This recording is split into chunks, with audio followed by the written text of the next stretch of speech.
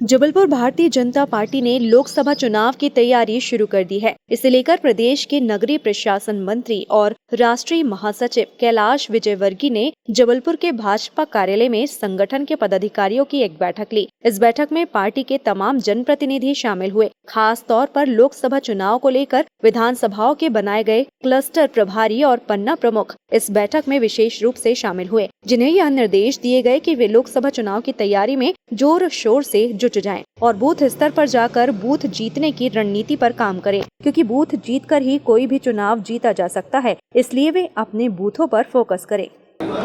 देखिए, सारे देश में 3, 4, 5 विधानसभाओं के क्लस्टर बने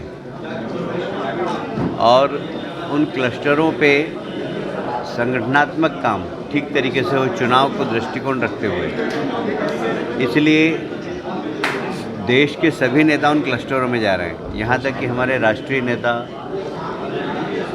अमित भाई भी एक क्लस्टर पे आने वाले हैं एक दिन के लिए, नड्डा जी भी एक दिन के लिए क्लस्टर पे आने वाले हैं। हम लोग यहाँ के अलावा बाहर भी जाने वाले हैं। मैं भी बिहार जाने वाला हूँ, गुजरात जाने वाला हूँ, कोच्चि जाने वाला हूँ।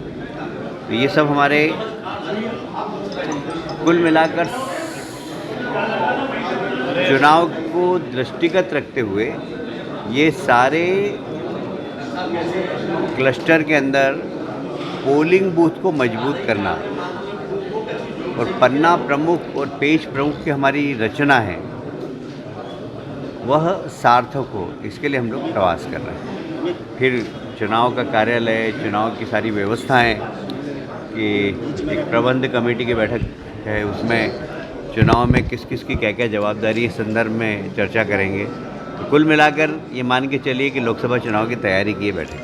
मैं इसके ऊपर क्या टिप्पणी करूं, पर हाँ, कमलनाथ जी जैसे बहुत ही कह सकते हैं कि बहुत ही समझदार नेता इस बार कैसे धोखा खा गए हमें भी समझ में नहीं आया। सर, आज आप क्लस्टर बैठक ले रहे हैं। सर, विधानसभा चुनाव में जिस तरीके से प्रत्याशियों की घोषणा पहले हो गई थी, क्या यही उम्मीद हम लोकसभा में भी रखें और क्या नामों को लेकर के भी आज मंथन होगा? नामों के लेकर कोई मंथन नहीं होगा, सिर्फ व्यवस्थाओं को लेकर मंथन होगा। दिग्विजय सिंह जी, कांग्रेस के नेता सब फ्रस्ट्रेशन में चल रहे हैं, क्योंकि इनको मालूम है कि आने वाला भविष्य हमारा अच्छा नहीं है। उनके नेता की चमक धमक अब कुछ बची नहीं है और इसलिए फ्रस्ट्रेशन में आदमी कुछ भी बोलता है। तो दिग्विजय सिंह जी दया के पात्र हैं और इसलिए मैं उसके ऊपर कोई टिप्पणी नहीं करूँगा कि उन्होंने ये बोला है। सरकार चर्चा के लिए तैयार है। सरकार ने बहुत सारे प्रस्ताव रखे हैं, पर शायद किसानों के नाम पे जो लोग आंदोलन कर रहे हैं वो उनका लक्ष्य आंदोलन करना। यदि समझौता करके किसानों के हित में कोई निर्णय कराना होता तो बहुत अच्छे प्रस्ताव माननीय अर्जुन जी मुंडा ने, माननीय पीयूष जी ने और माननीय नित्यानंद राय जी ने रखे थे, पर वो प्रस्ताव उन्होंने रात में तो सहमति प्रदान की और बोले हम सुबह बताएंगे, और सुबह उन्होंने मना कर दिया। इसका मतलब है कि जो लोग वहाँ बैठते हैं मीटिंग में वो निर्णय नहीं कर रहे, निर्णय कोई और कर रहा है।